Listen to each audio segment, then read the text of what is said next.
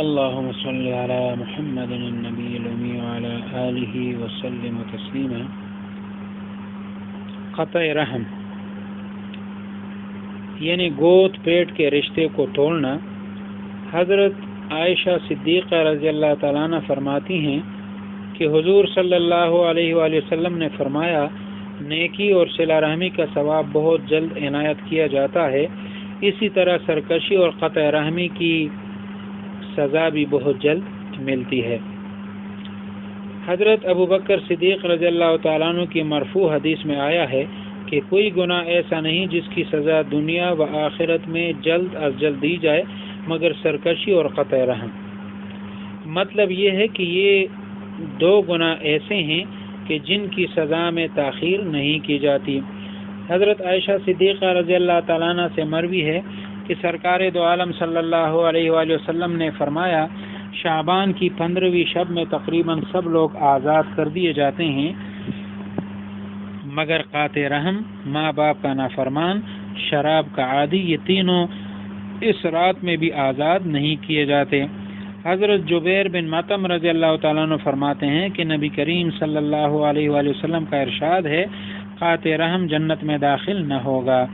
حضرت انس رضی اللہ تعالیٰ عنہ رسول اللہ صلی اللہ علیہ وآلہ وسلم سے روایت کرتے ہیں کہ سرکار دو عالم صلی اللہ علیہ وآلہ وسلم نے فرمایا، ہر جمعرات اور جمعہ کو خدا کے سامنے بنی آدم کے اعمال پیش کیے جاتے ہیں، خدا تعالیٰ سب کے اعمال قبول کر لیتا ہے مگر قاطع رحم کے اعمال قبول نہیں ہوتے۔ اس قوم پر اللہ کی رحمت نازل نہیں ہوتی جس میں کوئی قاطع رحم موجود ہو۔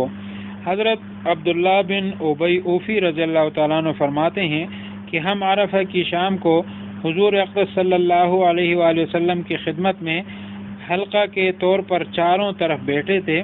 حضور صلی اللہ علیہ وآلہ وسلم نے فرمایا کہ مجمع میں کوئی شخص قطع رحمی کرنے والا ہو تو وہ اٹھ جائے، ہمارے پاس نہ بیٹھے۔ سارے مجمع میں سے صرف ایک صاحب اٹھے جو دور بیٹھے ہوئے تھے اور پھر تھوڑی دیر میں واپس آ کر بیٹھ گئے۔ حضور صلی اللہ علیہ وآلہ وسلم نے ان سے دریافت کیا کہ میرے کہنے پر مجمع میں سے صرف تم اٹھے تھے اور پھر آ کر بیٹھ گئے، یہ کیا بات ہے؟ انہوں نے عرض کیا کہ حضور صلی اللہ علیہ وسلم کا ارشاد سن کر میں اپنی خالہ کے پاس گیا تھا، اس نے مجھ سے قطع تعلق کر رکھا تھا۔ میرے جانے پر اس نے کہا کہ تو خلاف عادت کیسے آ گیا؟ میں نے اسے آپ کا ارشاد مبارک سنایا، اس نے میرے لیے دعائے مغفرت کی، میں نے اس کے لیے دعائے مغفرت کی اور آپس میں صلح کر کے واپس حاضر ہو گیا۔ حضور صلی اللہ علیہ وآلہ وسلم نے ارشاد فرمایا، تم نے بہت اچھا کیا، بیٹھ جاؤ۔ اس قوم پر اللہ کی رحمت نازل نہیں ہوتی جس میں کوئی قطع رحمی کرنے والا ہو۔ فقیہ ابو اللیث رحمۃ اللہ علیہ فرماتے ہیں، اس قصہ سے معلوم ہوا کہ قطع رحمی اتنا سخت گناہ ہے کہ اس کی وجہ سے اس کے پاس بیٹھنے والے بھی اللہ کی رحمت سے محروم ہو جاتے ہیں۔ اس لیے ضروری ہے کہ جو شخص اس میں مبتلا ہو وہ اس سے توبہ کرے اور صلہ رحمی کا اہتمام کرے۔ حضور اقدس صلی اللہ علیہ وآلہ وسلم کا پاک ارشاد ہے کہ کوئی نیکی جس کا ثواب بہت جلد ملتا ہو صلہ رحمی سے بڑھ کر نہیں ہے، اور کوئی گناہ جس کا وبال دنیا میں اس کے علاوہ ملے جو آخرت میں ملے گا قطع رحمی اور ظلم سے بڑھ کر نہیں ہے۔ مثل مشہور ہے، خشک لکڑیوں کے ساتھ گیلی بھی جلتی ہے۔ عبرت کی بات ہے کہ ایک قاطع رحم کی وجہ سے پوری قوم حق تعالیٰ کی رحمت سے محروم ہو جاتی ہے۔ حق تعالیٰ ہماری حفاظت فرمائے۔ قطع رحمی سے متعلق چند احادیث مبارکہ ملاحظہ فرمائے۔ حضرت ابو ہریرہ رضی اللہ تعالیٰ عنہ کی روایت ہے کہ رسول خدا صلی اللہ علیہ وآلہ وسلم نے فرمایا، جنت کی خوشبو 1000 برس کی راہ تک پہنچتی ہے، لیکن قاطع رحم، ماں باپ کا نافرمان، بوڑھا زناکار اور متکبر اس خوشبو سے محروم ہے۔ رسول پاک صلی اللہ علیہ وآلہ وسلم کا ارشاد ہے کہ جن لوگوں میں کوئی شخص قاطع رحم موجود ہو تو رحمت کے فرشتے وہاں نازل نہیں ہوتے۔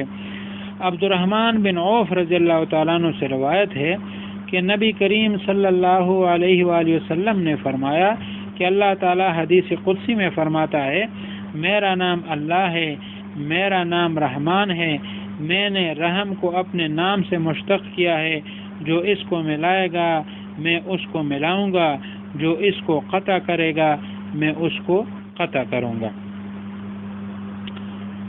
قطع رحمی سے متعلق ایک عجیب حکایت۔ فقی ابو اللیث رحمۃ اللہ علیہ نے تنبیہ الغافلین میں ایک عجیب قصہ لکھا ہے۔ وہ فرماتے ہیں کہ مکہ مکرمہ میں ایک نیک شخص امانت دار خراسان کے رہنے والے تھے۔ لوگ ان کے پاس اپنی امانتیں رکھوایا کرتے تھے۔ ایک شخص ان کے پاس 10,000 اشرفیہ امانت رکھوا کر اپنی کسی ضرورت سے سفر میں چلا گیا۔ جب وہ سفر سے واپس آیا تو ان خراسانی کا انتقال ہو چکا تھا۔ ان کے اہل و عیال سے اپنی امانت کا حال پوچھا۔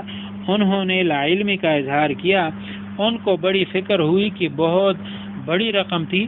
علماء مکہ مکرمہ سے کے اتفاق سے اس وقت ایک مجمع ان کا موجود تھا۔ مسئلہ پوچھا کہ مجھے کیا کرنا چاہیے۔ انہوں نے کہا کہ وہ آدمی تو بڑا نیک تھا، ہمارے خیال میں جنتی آدمی تھا۔ تو ایک ترکیب کر، جب آدھی یا تہائی رات گزر جائے تو زمزم کے کنویں پر جا کر اس کا نام لے کر پکار کے اس سے دریافت کر۔ اس نے 3 دن تک ایسا ہی کیا، وہاں سے کوئی جواب نہ ملا۔ اس نے پھر جا کر علماء سے تذکرہ کیا۔ انہوں نے انا للہ و انا الیہ راجعون پڑھا اور کہا کہ ہمیں تو ڈر ہو گیا کہ وہ شاید جنتی نہ ہو۔ تو فلاں جگہ جا، وہاں ایک وادی ہے جس کا نام برہوت ہے، اس میں ایک کنواں ہے، اس کنویں پر آواز دے۔ اس نے ایسا ہی کیا۔ وہاں سے پہلے ہی آواز میں جواب ملا کہ تیرا مال ویسا ہی محفوظ رکھا ہے، مجھے اپنی اولاد پر اطمینان نہ ہوا، اس لیے میں نے فلاں جگہ مکان کے اندر اس کو گاڑ دیا ہے۔ میرے لڑکے سے کہہ کہ تجھے اس جگہ پہنچا دے، وہاں سے زمین کھود کر اس کو نکال لے۔ چنانچہ اس نے ایسا ہی کیا اور مال مل گیا۔ اس شخص نے وہاں بہت تعجب سے اس سے یہ بھی دریافت کیا کہ تو بہت نیک آدمی تھا، تو یہاں کیوں پہنچ گیا؟ کنویں سے آواز آئی کہ خراسان میں میرے کچھ رشتہ دار تھے جن سے میں نے قطع تعلق کر رکھا تھا، اسی حال میں میری موت آ گئی، اس کی گرفت میں یہاں پکڑا ہوا ہوں۔